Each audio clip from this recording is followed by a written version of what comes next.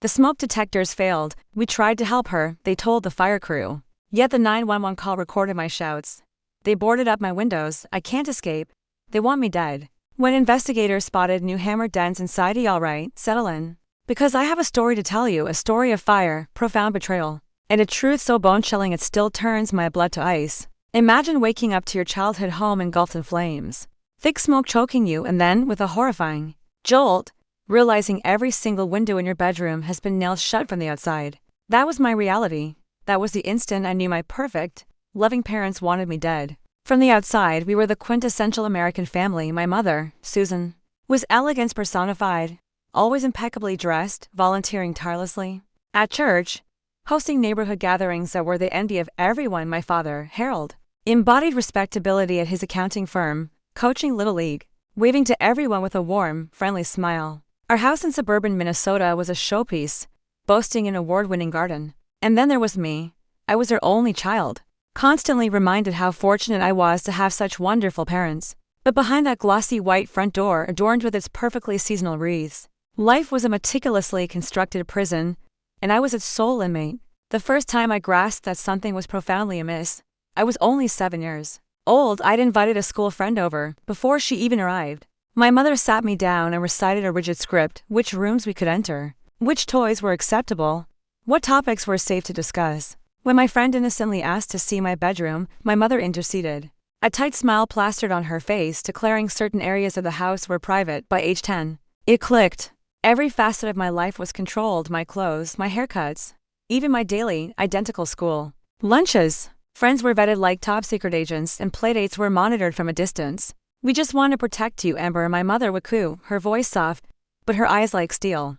The world is full of dangerous people. You are precious to us. I vividly recall the day I discovered my bedroom window was locked. I was 10, on a beautiful spring day, and I simply longed to feel the breeze, but the window wouldn't budge. My father, ever so reassuring, ruffled my hair and explained they'd installed special safety locks to keep bad people out, and to keep our curious little girl safe inside. He added, at the time, it made perfect sense. I believed they loved me. I believed everything they did was for my protection. Even when things felt strange or restrictive, I convinced myself it was normal. Because what else did I have to compare it to? At school, I was a star student, always delivering the perfect grades my parents demanded. My teachers praised my intelligence, but they never saw the quiet panic that gnawed at me over anything less than an A. Knowing the silent, crushing disappointment that would follow at home. Extracurriculars were strictly forbidden. My mother called them unnecessary distractions. Sports were too dangerous. Drama club would expose me to questionable influences. Even band practice interfered with our sacred, unalterable family dinner time. My father rarely contradicted my mother. Sometimes he'd give me sympathetic glances when she laid down a new rule, but he never intervened. Occasionally, I'd catch him watching me with a deep sadness in his eyes. When I'd ask what was wrong, he quickly snapped back to a smile. Nothing. Sweetie, just thinking about how fast you're growing up. When I was 13, I finally got to visit a classmate's house, Sarah's, for a school project. My mother had only allowed it because Sarah's parents were doctors with impeccable reputations, which apparently met her stringent criteria. At Sarah's house, I watched, jaw practically on the floor, as she simply opened the fridge to grab a snack. No permission needed. She played music in her room with the door closed. She casually mentioned soccer practice, and her mom just nodded and told her to have fun. On the ride home, I sat in the back seat of my mother's car, silent. A new, terrifying understanding was forming in my mind. My family was not like others. This wasn't normal protection. It was something else. But I pushed the thought away. They just loved me more. I told myself they cared more deeply, wanted to ensure nothing bad ever happened to me. That night, my curiosity got the better of me. I tried to open my bedroom window again, and that's when I discovered it wasn't just locked, it was sealed shut. I could see evidence of some kind of adhesive around the edges. When I pressed my face against the cold glass, looking down at our perfectly manicured lawn, a strange sensation bloomed in my stomach. Not just the trapped feeling I'd grown accustomed to, but something deeper, something like dread. Mom, I asked casually at breakfast the next morning, trying to keep my voice light, why is my window sealed shut? She didn't even look up from arranging fruit on my plate in a perfect geometric pattern. We had a problem with drafts. The heating bill was outrageous last winter. It was June. We hadn't used the heating system in months. But I just nodded and ate my geometrically arranged breakfast, pretending to accept the explanation. That was the first time I consciously recognized my mother was lying to me. It wouldn't be the last. As I approached my teenage years, the lies multiplied and so did the restrictions, each one presented as a loving gesture of protection, each one tightening the invisible cage around me. By 15, my desire for independence violently clashed with my parents' escalating control. While other teenagers were negotiating curfews and dating privileges, I was fighting for the basic right to walk to the mailbox alone. My mother had installed a tracking app on my phone that monitored my location every single minute. If I deviated, even slightly, from my approved routes between home and school, my phone would immediately ring. "Where are you?" my mother would demand, without even a greeting. "The app shows you're 2 blocks from your usual path." The first time I'd stopped to pet a neighbor's dog, the second I ducked into a convenience store to escape a sudden rain shower. After the third violation, my father began driving me to and from school every day, eliminating even those tiny moments of autonomy. At 16, I discovered cameras hidden throughout the house. Not obvious ones, but tiny devices, camouflage and smoke detectors, picture frames. Even my desk lamp. I found the first one by accident while changing a light bulb. My hands shook as I examined the tiny lens, my mind racing, replaying all the private moments that had been observed without my knowledge. When I confronted my parents at dinner that night, my mother's reaction was bone-chilling. "You wouldn't need to be monitored if we could trust you," she said calmly, continuing to cut her chicken into precise, identical pieces. "Your behavior has been concerning lately. Your father and I have discussed having you evaluated." "Evaluated for what?"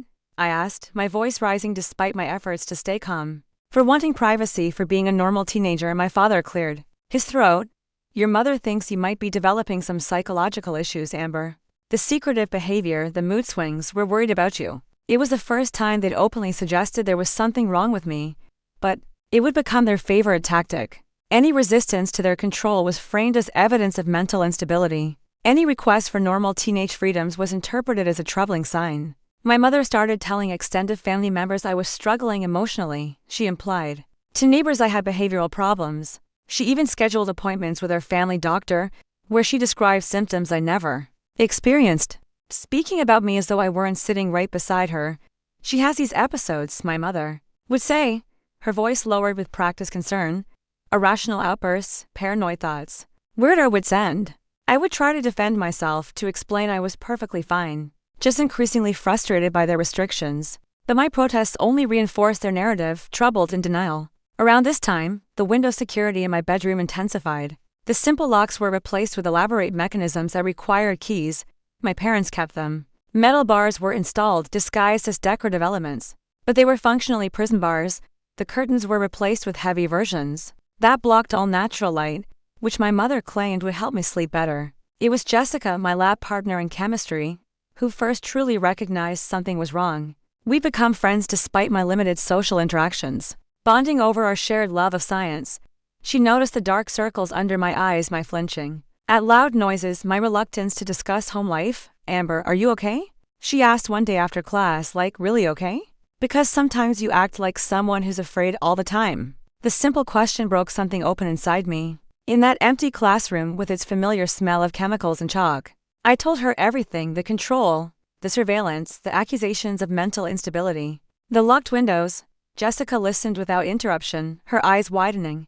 "That is not normal," she said finally. "That is not parents being protective, that is abuse." Hearing the words spoken aloud was both terrifying and validating. Abuse happened in homes with shouting and violence, not meticulously maintained houses with mothers who volunteered at church and fathers who coached Little League. But as Jessica helped me research psychological abuse and controlling behavior, I recognized our family in every description. Jessica tried to help me. She offered to tell her parents, to help me contact authorities. But when my mother discovered our friendship had deepened beyond casual school interaction, she intervened with stunning efficiency. She contacted the school counselor, expressing concerns about Jessica's influence on her vulnerable daughter. She spoke with Jessica's parents, painting me as troubled and unstable. Within weeks, Jessica was no longer my lab partner, and her parents had forbidden her from spending time with me. I was 17 when I made my first escape attempt. I'd secretly saved money from the limited allowance my parents provided, carefully researching bus routes and youth shelters. One night, I packed a small bag and waited until the house was silent. I climbed out my bedroom window. Having spent weeks carefully loosening the newest security measures without detection, I made it 3 meters before my father's car pulled alongside me. He didn't speak as I got in. My small bag of belongings clutched to my chest at home. My mother was on the phone with the police, tearfully reporting that her mentally disturbed daughter had run away during an episode. "She's not well," I heard her saying. "We've been trying to get her proper help. We're so worried she might hurt herself." The next day, my bedroom door had a new lock installed. This one on the outside. My window was completely sealed with a material I couldn't identify, and my parents began giving me pills each morning and evening, insisting they were prescribed by a doctor I had never met. "For your anxiety, sweetheart," my mother would say, watching to ensure I swallowed them, to help keep those troubling thoughts under control. The medication left me groggy and disoriented. Concentrating became difficult.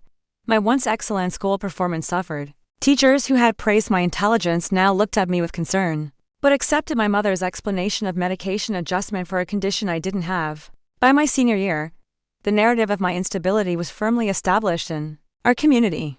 I was a troubled girl with the saintly parents who sacrificed everything to care for their challenged child. People looked at me with pity or discomfort. No one questioned why I was never seen without parental supervision, why I no longer participated in class discussions, why I seemed to disappear further into myself with each passing month. The pills, the isolation, the constant surveillance, the locked doors and windows, they all served the same purpose: to convince me that I needed their protection from the world and from myself, to break down any sense that I could exist independently from their control. But deep inside, a small flame of resistance continued to burn. I began secretly spitting out the pills when unobserved. I read books on psychological abuse hidden inside approved school texts. I documented everything in a journal I kept concealed inside a hollowed-out dictionary, a hiding place inspired by a novel I had read years earlier. I graduated high school in a fog of medication and isolation, with no friends and no plans for college. My parents announced I would be taking a gap year to focus on my health, which really meant another year under their complete control. As my classmates prepared for independence, I prepared for more intensive confinement. I was 18 years old, legally an adult, but with no practical means to exercise my freedom. The world outside our house had become an abstract concept, rather than a place I could actually access, but still, that flame inside me refused to die completely. At 21, my life bore no resemblance to what most young adults experience. While peers were finishing college, starting careers, or traveling, I existed within the suffocating confines of my parents' control.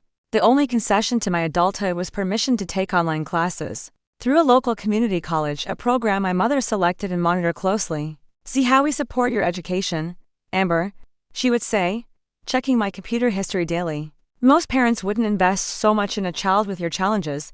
The challenges she referred to were entirely their creation, a narrative so thoroughly established that even I sometimes questioned my own perceptions. Was I really unstable? Did I truly need the protection they insisted upon? The doubt was by design, a product of years of gaslighting and isolation. But during my online psychology class, I encountered information about emotional abuse that resonated deeply. I began to understand the insidious tactics my parents employed: isolation, gaslighting, control, monitoring, medication. During lectures, I would mute my computer and silently cry, recognizing my life in the clinical descriptions of abuse victims. My professor, Dr. Matthews, noticed my exceptional work on assignments related to family dynamics and psychological control. During a required video conference, she asked questions that suggested she sensed something beneath my careful responses. I was terrified of saying too much, knowing my mother often stood just outside my door during these calls. But Dr. Matthews seemed to understand. "Amber, there are resources available for young adults transitioning to independence," she said, casually at the end of our call. "I'll email you some information. Some of my students find it very helpful." The email contained links about domestic abuse hidden within resources about scholarship opportunities. I understood immediately that she suspected my situation. For the first time in years, I felt seen. I began a secret plan, my online transcription job, approved by my parents because it could be monitored and didn't require leaving the house, paid me directly to a PayPal account. I diverted small amounts to a secret bank account, created using information from one of Dr. Matthews' resource links. I researched domestic violence shelters and memorized phone numbers, unable to write them down for fear of discovery. In those months, I also formed my first real connection with a neighbor. Lauren Davis moved into the house next door, a young nurse who worked night shifts at the local hospital. She waved to me when I was allowed into the backyard for supervised fresh air. She noticed how my mother hovered during these brief outdoor moments, how my father always checked the perimeter of our property before I was permitted outside. One day, Lauren approached our fence while my mother was distracted by a phone call. Is everything okay with you? She asked quietly. I don't mean to intrude, but something seems off. Before I could respond, my mother was beside me, arm around my shoulders in what would appear to be an affectionate gesture, but felt like a restraint. Amber has some special needs, my mother told Lauren with practiced sympathy in her voice. We have to be very careful with her behavioral issues, you understand? Lauren nodded politely, but I saw the doubt in her eyes. She didn't believe my mother, and that small moment of recognition gave me hope. Over the following weeks, I managed to slip Lauren notes through a loose board in the fence during my supervised outdoor time, brief messages explaining my captivity, begging for help. Lauren responded, leaving tiny folded papers in the same gap. She believed me. She was willing to help. We developed a plan for her to contact authorities with my detailed accounts of abuse. But my parents discovered our communication. I never learned how. Whether it was surveillance footage from one of their hidden cameras or simply my mother's constant vigilance. One evening, my father entered my room holding one of Lauren's notes. Who is trying to take you away from us, Amber? He asked, his voice eerily calm. Who has been feeding your delusions? That night, they took everything. My computer, my phone, even the books from my online classes. My father installed deadbolts on my bedroom door. This time, not even pretending they were for any purpose other than keeping me confined. And that is when I discovered them nailing my window shut. I woke to the sound of hammering late at night. Creeping to my bedroom door, I peered through the crack to see my father methodically driving nails through the window frame in the hallway. When he finished, he applied some kind of sealant around the edges. Harold, make sure they're secure. My mother whispered, she has been planning something, I can feel it. This feels extreme, Susan, my father replied, his voice hesitant. For perhaps the first time I can remember, she is our daughter, she is sick, my mother hissed. She would run away, and end up dead in a ditch somewhere. Everything we do is to protect her from herself. Do you want her blood on your hands? The next morning, I confronted them at breakfast, abandoning the compliant persona I had maintained as protective camouflage. I saw you nailing the window shut, I said, my voice shaking. Why are you doing this? My mother's face showed no surprise, only calm resolution, to protect you from yourself, Amber. Your recent behavior shows you're having another episode. What happens if there's a fire? I asked. How would I get out? We would save you, my father said, not meeting my eyes. We always take care of you. You are imprisoning me, I said. My mother's smile was chilling. We are saving you. Someday you will understand. After that confrontation, conditions deteriorated rapidly. Food was strictly controlled, served in small portions at irregular times. Bathroom visits were supervised, the door required to remain partially open. The medication increased, new pills with stronger effects that left me disoriented and nauseous. I heard my mother on the phone with someone discussing residential treatment facilities. I understood with horrifying clarity that they were planning to institutionalize me, to transfer their home prison to a more official one where their narrative of my mental instability would be accepted without question. Lauren tried once more to help. I heard her arguing with my parents on the front porch, threatening to call the police. My mother's response was practiced and perfect. We appreciate your concern for our daughter, she said with convincing sincerity, but Amber has serious psychological issues that require specialized care. The police are well aware of her condition. In fact, Officer Reynolds has been wonderfully supportive of our situation. Would you like his number? It was a bluff, but an effective one. Lauren retreated, but I could see from my window that she watched her house more intently, her curtains often parted, her presence visible at her windows at odd hours. My health began to deteriorate from stress, insufficient nutrition, and the side effects of unnecessary medication. I lost weight, my hair began to fall out, sleep was elusive, broken by nightmares when it came at all. Yet, despite my weakened state, my resolve strengthened. I understood with perfect clarity that I needed to escape, or I would die in that house, either from their direct actions or from the slow poison of captivity. I had one remaining lifeline, a prepaid phone I had purchased during a rare supervised shopping trip months earlier. Before they had completely restricted my movements, I had hidden it inside a heating vent in my room, only using it when absolutely certain I was unobserved. The battery was low, and I had no charger. But I preserved it for an emergency. I didn't know then how soon that emergency would come, or that it would arrive in the form of flames and smoke that would nearly claim my life. The night that changed everything began ordinarily enough. My parents conducted their usual evening routine, checking locks, administering my medication, securing me in my room for the night. I pretended to swallow the pills, but tucked them under my tongue, spitting them into a tissue once alone. It was a small act of defiance that kept my mind clearer than they intended. I fell into a restless sleep around 11 o'clock, only to wake suddenly at 2 in the morning to an unusual sound from downstairs. At first, I thought it might be my father doing one of his middle-of-the-night security checks. He sometimes roamed the house at odd hours, testing windows and doors, checking surveillance equipment. But this sound was different, a crackling noise followed by a muffled pop. I sat up in bed, straining to identify it. Then I smelled it, smoke. Faint at first, then increasingly acrid. My first reaction was oddly calm. Fire drills had been part of school life and the procedure was ingrained: get low, find an exit, call for help. I slid out of bed and crawled to my bedroom door, already feeling the temperature rising. When I touched the doorknob, it was warm but not hot. I turned it, expecting to enter the hallway and find my parents, perhaps already managing the situation. The knob turned, but the door would not open. I pushed harder, then realized with a surge of panic that it was locked from the outside, not just a regular lock that had become standard, but something more. I could feel resistance when I pushed, as though something heavy had been braced against it. Mom? Dad? I called out, my voice higher than normal. There's a fire. I can't get out. No response came. I pressed my ear to the door and heard movement downstairs, the sound of voices. Too indistinct to make out words, I pounded on the door, shouting louder, help. The house is on fire. I'm locked in. The smoke was thickening now, seeping under my door in ominous tendrils. I grabbed a towel and stuffed it into the gap, but it provided only temporary relief. My eyes began to sting, my throat tightening. I moved to the window, the most logical escape route. My room was on the second floor, but the garage roof extended beneath my window, providing a possible path to safety. I grasped the window sash and pulled upward, already anticipating the resistance of the locks my parents had installed years ago. But this was different. The window did not budge at all. In the dim light from my bedside lamp, I could see why. Fresh nails had been hammered through the frame at intervals of just a few inches, securing it completely to the casing. Some sort of industrial sealant had been applied around the edges, visible as a dark outline. Panic surged through me. I grabbed my desk chair and slammed it against the window. But the reinforced glass merely shuddered. Again I struck and tiny cracks appeared, but the window held firm. The nails remained embedded in the wood. Unmoved by my desperate efforts, the smoke was getting thicker. I could hear the fire now. A hungry roar from downstairs. The floor beneath my feet was growing hot.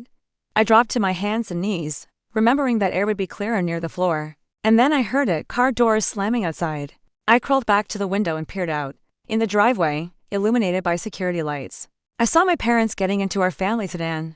They were leaving me in a burning house. In that moment, the truth I had been trying not to acknowledge for years crystallized with perfect clarity. This was not an accident, this was not neglect, this was intentional. The sealed windows, the locked door, their hasty departure, they wanted me to die in this fire. I began screaming, raw sounds of terror and betrayal that tore at my smoke-irritated throat. I pounded the window, threw myself against the door, searched frantically for anything that might break through my wooden prison. Through my panic, I remembered the phone, my emergency lifeline hidden in the heating vent. I scrambled across the room, prying open the metal grate with fingers already blistering from the rising heat. The small phone was there, miraculously.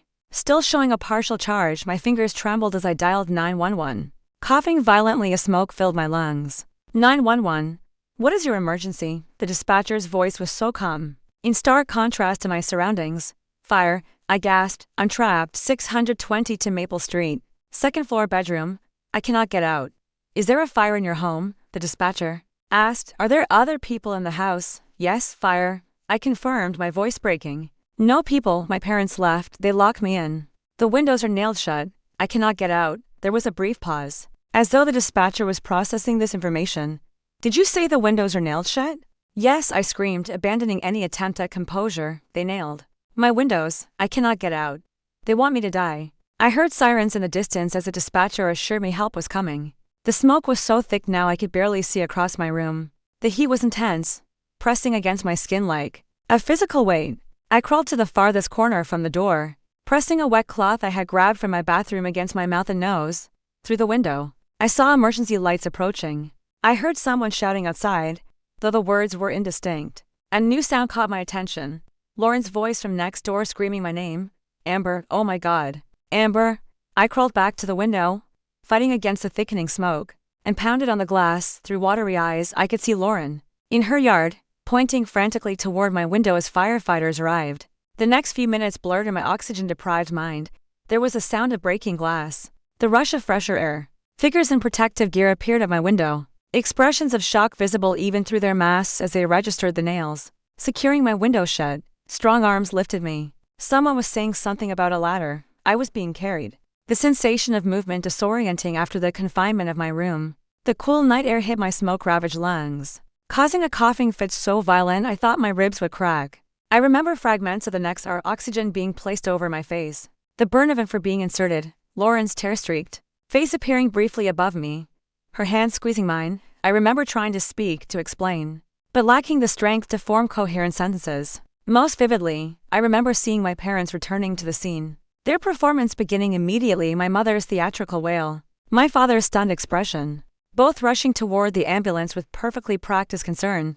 Our daughter, my mother cried to anyone who would listen, is she all right? We just went for help.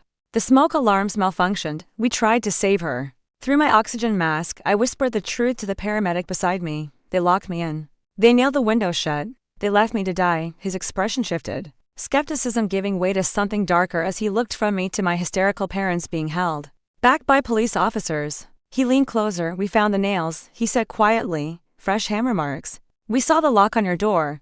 No one is going to hurt you anymore. As consciousness faded, I heard a police officer speaking to my parents, his voice hard and suspicious. We need to ask you some questions about those windows, Mr. and Mrs. Wilson, and about this recording from the 911 call. My mother's voice rose in practiced indignation. Our daughter is mentally disturbed. She has delusions. We would never harm her. But for the first time in my life, no one was believing her performance. The last thing I remember before darkness claimed me was the unfamiliar but beautiful sound of handcuffs clicking around my mother's wrists. I woke up in the hospital 3 days later, my throat raw from smoke inhalation, my lungs damaged but healing.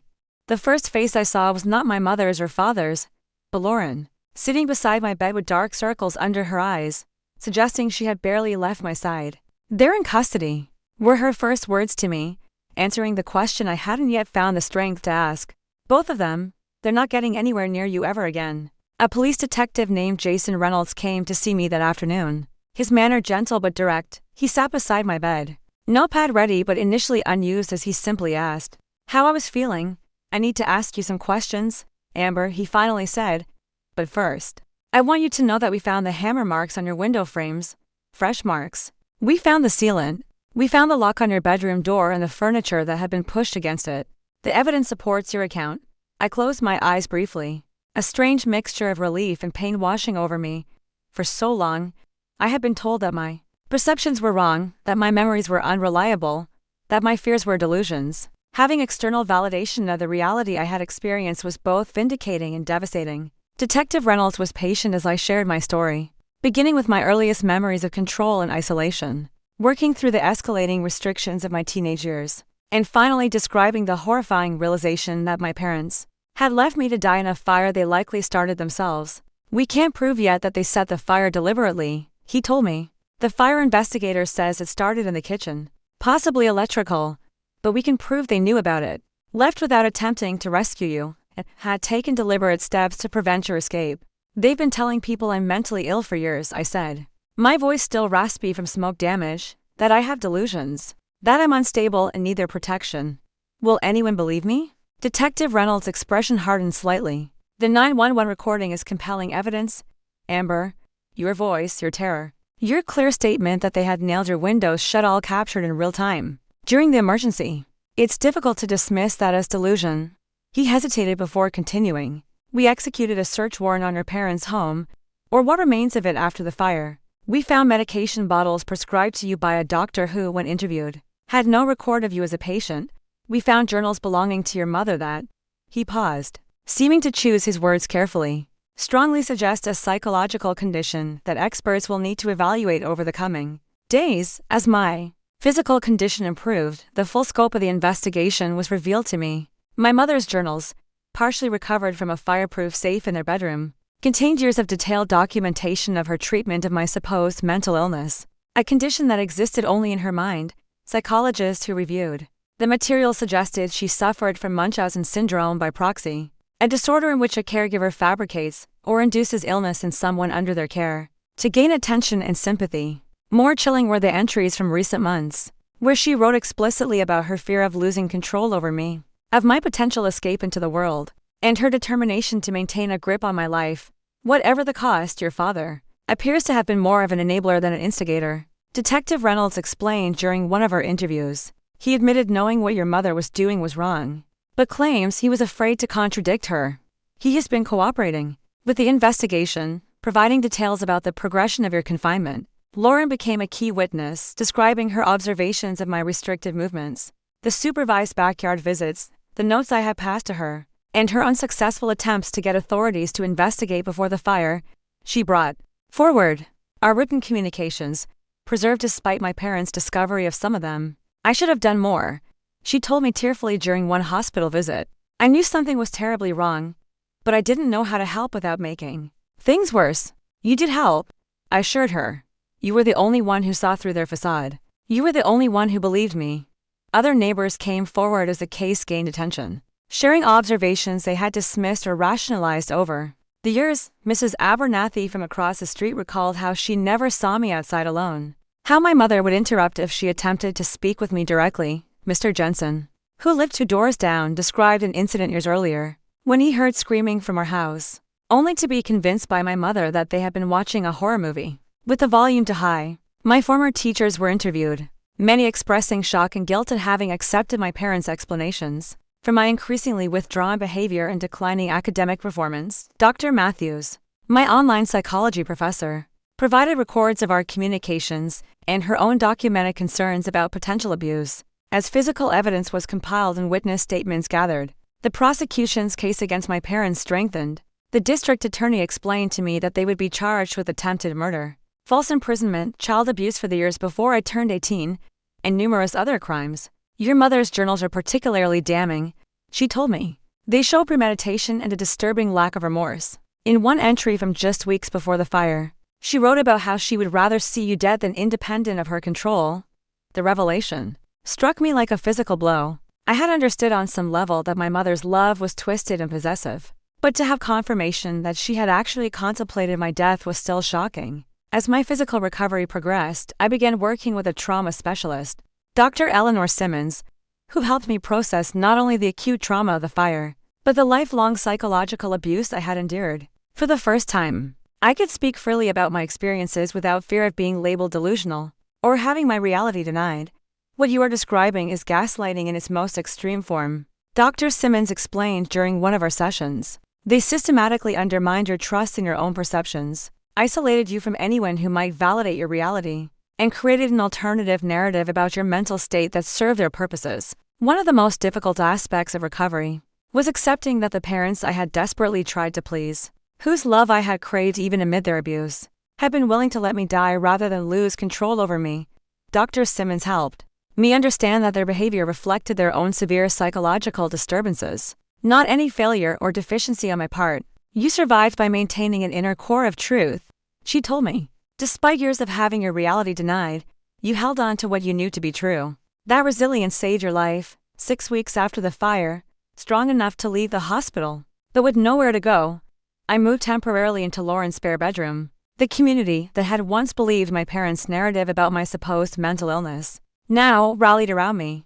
A local law firm took my case pro bono, helping me navigate victim services and the upcoming criminal proceedings. As the preliminary hearing approached, I steeled myself to face my parents in court for the first time since the fire. The evidence against them was substantial, but I knew their ability to present a convincing facade of loving concern.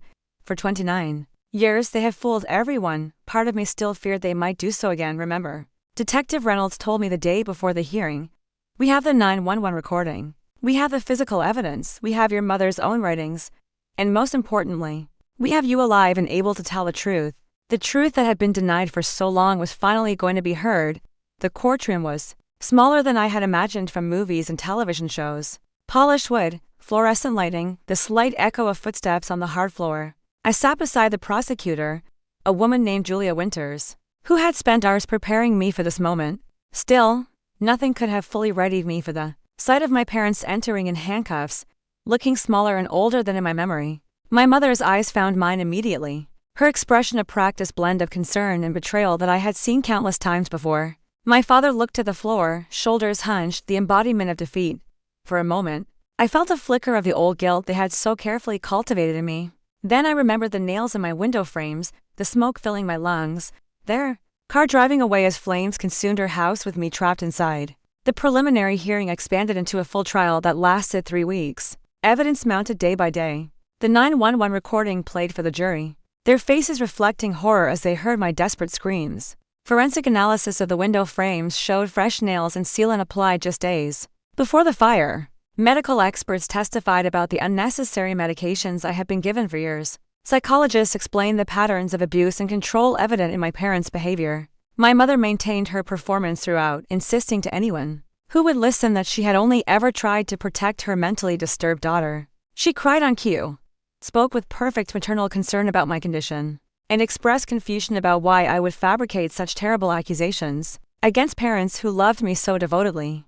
Amber has always had a vivid imagination, she testified, dabbing at non-existent tears. As a child, she would tell stories that simply weren't true as she grew older. The stories became darker, more paranoid. We consulted doctors, tried medication, did everything possible to help her. My father's defense took a different approach. His attorney portrayed him as another victim of my mother's psychological manipulation, a weak man who failed to protect his daughter, but who never actively participated in my imprisonment. He admitted to installing the locks and nailing the windows, but claimed he did so under duress. Believing my mother's assertions that I was a danger to myself, I made terrible mistakes. He testified, actually meeting my eyes briefly. I failed Amber. I should have protected her from Susan's obsession. I will regret that failure every day for the rest of my life. The most difficult day of the trial came when I took the stand. Facing my parents while recounting the years of abuse required every ounce of strength I possessed. My voice shook at times, but I forced myself to look directly at them as I spoke my truth. They told me from childhood that I was mentally unstable, that I needed their protection from myself and from the world. I testified, my voice stronger than I expected. But I was never ill until they began medicating me with drugs I didn't need. I was never in danger until they created the danger. They did not protect me, they imprisoned me. My mother's attorney cross-examined me aggressively, trying to create doubt about my recollections, suggesting that trauma and smoke inhalation had affected my memory of the night of the fire. He implied that my online psychology classes had given me terminology to fabricate a narrative of abuse. Is it possible, he asked with practiced skepticism, that your parents really did try to save you that night, but your oxygen-deprived brain misinterpreted their actions? I looked directly at the jury as I answered. I saw them get into their car and drive away while smoke filled my lungs, and flames approached my locked bedroom. My windows were nailed shut. My door was barricaded from the outside. Those are not actions of people trying to save someone. Those are actions of people ensuring someone cannot escape. The turning point came when the prosecution played the full 911 recording for the courtroom. My voice, raw with terror and choked by smoke, echoed through the silent room. They nailed my windows. I cannot get out. They want me to die. The dispatchers. Calm questions, my increasingly desperate responses. The sound of my coughing and struggling to breathe, all captured in real time during the fire, had an undeniable impact. I watched jurors wince. One woman covered her mouth in horror. Even my father closed his eyes, unable to maintain his composure as the recording played. In the silence that followed, my mother did something unexpected. She began to laugh, a soft, unsettling sound that gradually increased in volume until the judge had to call for order. When she spoke, her carefully maintained facade had cracked, revealing something cold and alien beneath. She was always going to leave me, my mother said, no longer performing for the jury, but speaking directly to me just like everyone else. I gave her everything. I protected her from the filth of the world, and she wanted to abandon me for a life of independence. She spat the last word like a curse. No one who really loves you gives you independence, Amber. They keep you close. They keep you safe. They keep you. The courtroom fell silent at this confession. My mother seemed to realize her error quickly, attempting to resume her previous demeanor. But it was too late. The jury had glimpsed the truth behind her performance. My father, perhaps sensing the shift in the courtroom, made a decision that surprised everyone. He asked to change his plea to guilty and offered a full confession. He described years of knowing what was happening was wrong, but being too afraid of my mother to intervene. He detailed how they had planned to institutionalize me permanently before I could establish an independent adult life, and he confirmed that on the night of the fire, they had indeed left me to die, driving away with full knowledge that I was trapped inside. Susan said it would be better this way, he testified, his voice barely audible, that Amber would never be happy in the world, that the world would hurt her. that a quick death was preferable to a lifetime of suffering, and I was too much of a coward to stop her. The jury deliberated for less than 6 hours before returning guilty verdicts on all counts for both my parents. My mother received a sentence of 40 years without possibility of parole. My father, given his cooperation and guilty plea, received 25 years with possibility of parole after 15. Before they were led away, the judge allowed me to make a statement. I stood, my legs shaking slightly, and faced the people who had given me life and then tried to take it away. I spent 29 years believing I was broken, I said, my voice stronger than I expected, believing I needed your protection from myself and from the world. Today I stand before you whole and free. I am not speaking to offer forgiveness. I am speaking to declare my independence from your control, from your lies, from your twisted version of love. This is the last time I will ever address you, and the first day of a life that belongs entirely to me. As they were led away, my mother called out one last time, you will fail without us, Amber. You need us. But her voice held no power over me anymore. The truth had been spoken, heard, and affirmed. Justice, imperfect but real, had been served. Outside the courthouse, surrounded by supporters and media, I felt something unfamiliar spreading through me. It took a moment to recognize it as freedom. Not just physical freedom, but the liberation of having my reality acknowledged and validated after a lifetime of denial. The weight of secrecy and shame had lifted, replaced by the sometimes terrifying but always precious gift of self-determination. What will you do now? A reporter asked as I prepared to leave. I smiled, the expression still feeling somewhat foreign on my face. I am going to live, I said simply. For the first time in my life, I am going to truly live. The journey from surviving to thriving did not follow a straight line. There were days when freedom felt overwhelming, when I questioned my ability to navigate a world I had been systematically taught to fear. There were nights when I woke in panic, convinced I was still trapped in that burning room.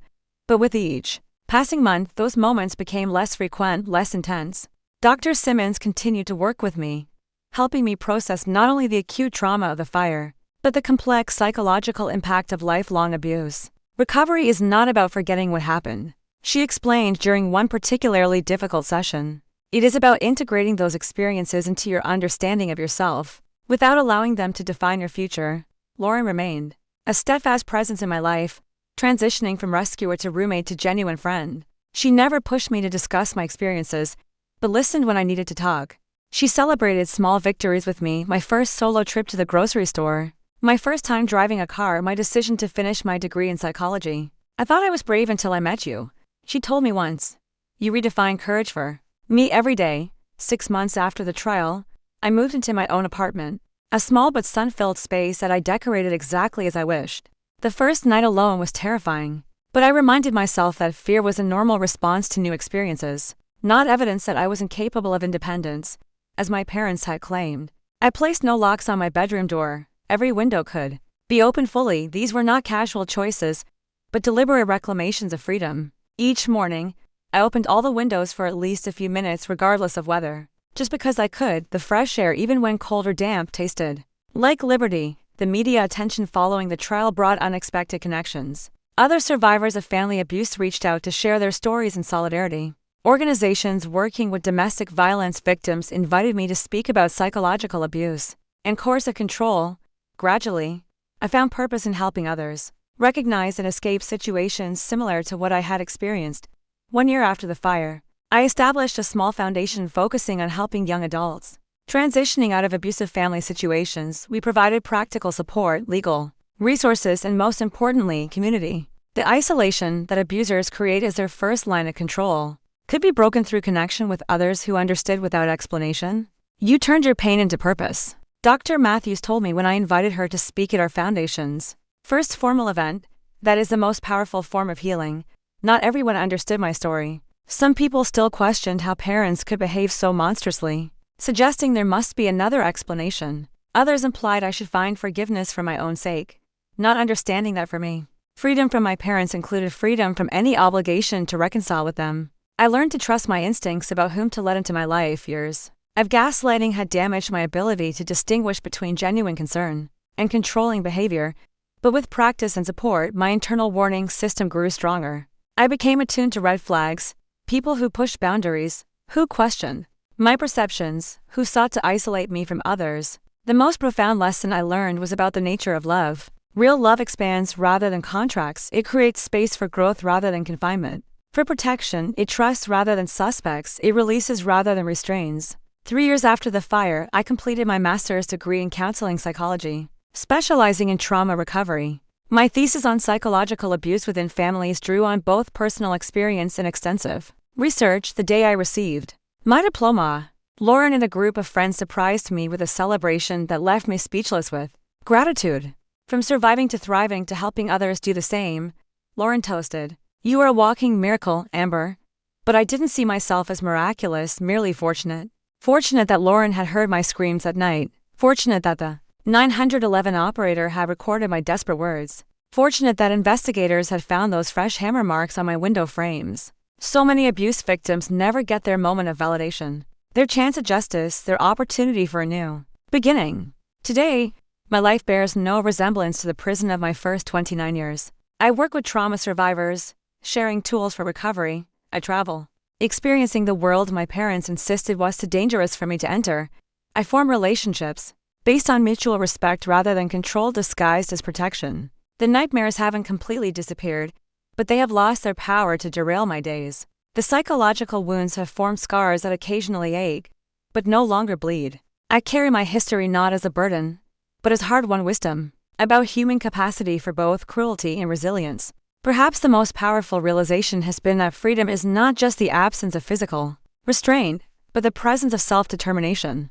True safety comes not from walls and locks, but from the knowledge that you can trust yourself to navigate whatever challenges arise. Every window in my current home opens fully, without locks or barriers of any kind. That simple fact represents the safety I have created for myself, the safety that comes from within, rather than being imposed from without. On warm summer evenings, I sometimes sit by my open window, feeling the breeze on my face, and acknowledge how far I have traveled from that smoke-filled room with its nailed-shut windows and sealed-off future. If you are watching this and recognize your own life in any part of my story, please know that you are not alone. Trust your perceptions. Document what is happening. Reach out for help. Even if previous attempts have failed, freedom is possible. Healing is possible. A life reclaimed is possible. Thank you for listening to my story. Take care. Good luck.